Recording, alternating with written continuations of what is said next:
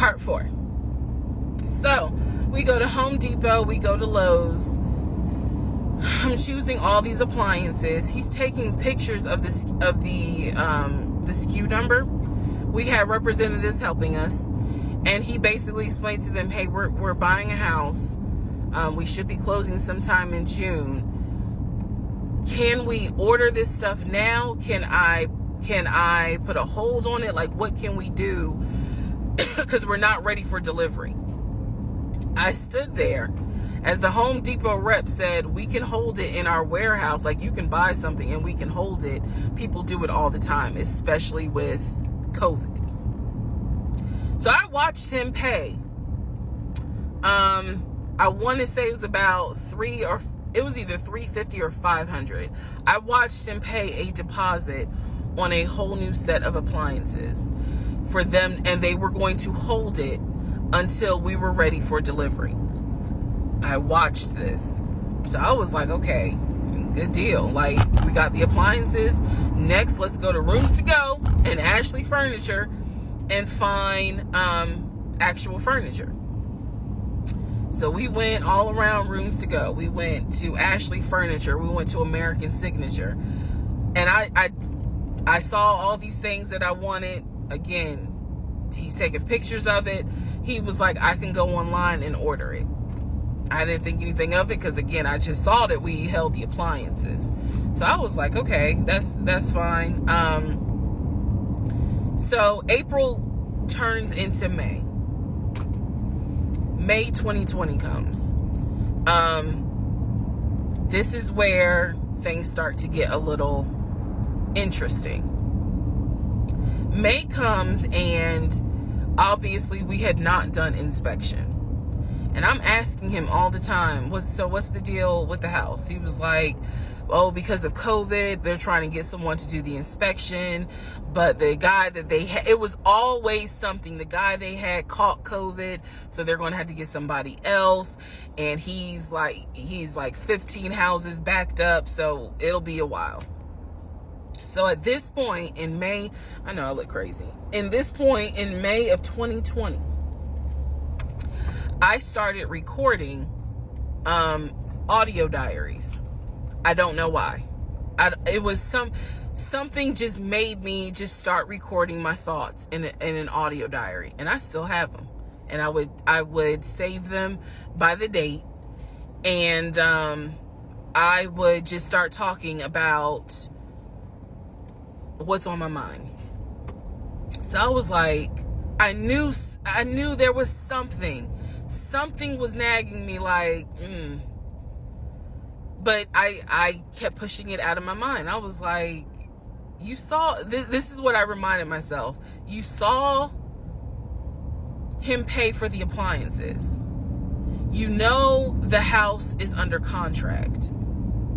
You know that he told you that he's the one who put the house under contract. Why would, I remember saying to myself, why would he lie about that? This is so easy to verify. Why would he lie about that? Have you caught him in any other lie? And at the time, the answer was no.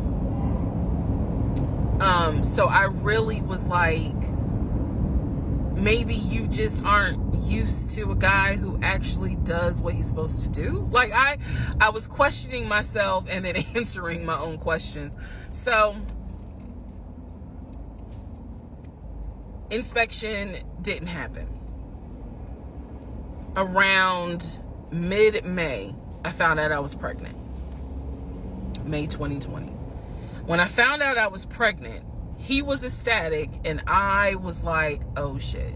The reason why I was oh shit is because, number one, I'm plus size. Number two, because of my age, I felt like it was probably going to be a high risk pregnancy. And I wasn't married. And that nagged. I cannot tell y'all how much it nagged me. There was a lot of internal struggle in between. My family didn't even know that he had moved in at this point. I told them, that I was pregnant, went to the doctor, everything looked good. But again, because it was COVID, he couldn't go in with me into the actual room. So, you know, doing any sort of ultrasound, doing the blood test, because my HCG levels were really high. So the doctor was like, hey, it might be twins. We don't know yet. You're still kind of early, you know, along. They gave me a due date. The due date was January 26th of 2021. So, yeah. May, found out I was pregnant. So there was now more of a push into, we got to get a house. We got to get the fuck up out of here. I'm not having a baby in Riverdale. Okay? Nothing against Riverdale. But I ain't having a baby in Riverdale. So we need to find out what's going on with this house. And so he was on top of it. He had an answer for everything. He was like, you know, I'm gonna call and find out what's going on, blah, blah, blah. He then magically told me about a week later, oh, they're going to do inspection on the house like in 2 days. So I was just like, okay, keep in mind, I'm taking his word for it. I'm taking his word for all this. So he's like, they're going to do an inspection. Once we get the inspection report back, then we will know what we are going to be responsible for. What are we getting ourselves into? So, I guess they did an inspection. He showed me an inspection report. Only thing that they said that the roof had just recently been replaced, which I remember he was very happy about. And the issues that there were for the house were minor. It was not a bad, because we did have a discussion about it. He was like, it's nothing that we can't handle. Then he said that we were set to close the end of May. We were set to close the end of May. He told me it was going to be a virtual closing. You're probably like, what the hell is a virtual closing? Because again, he's saying because of COVID, people are not closing in the office. They're doing a virtual closing where you would need to electronically sign the paperwork. This is what he's telling me. And so he was like, we're set to close like just before Memorial Day. And so for some reason, again, there's still that nagging part. For some reason, I didn't start packing. Anyone that knows me will tell you I hate moving. I've done it enough in my life. I hate moving.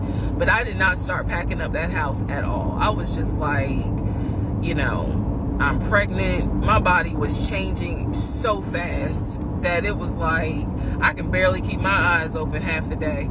And so, no, I didn't start packing. And I remember I did record, again, I was recording audio diaries just about every day. When something didn't sit right, I would verbally record it in the audio diary because I was like, I don't know what it is, but there's something. That was the theme of our relationship. I don't know what it is, but I know there's something. And so I remember talking to myself in my little prayer closet, because that's where I would do my recordings. And I remember thinking, what if we don't get this house? Like, what if he's lying? But again, there goes that thought process of, why would he lie about this? Like, who makes up that they're buying a house when in fact they're not? And then he's showing you all this paperwork. Like, come on, you can't be that jaded that you don't even believe what's in front of you. All right. So now we're going to go into part 5.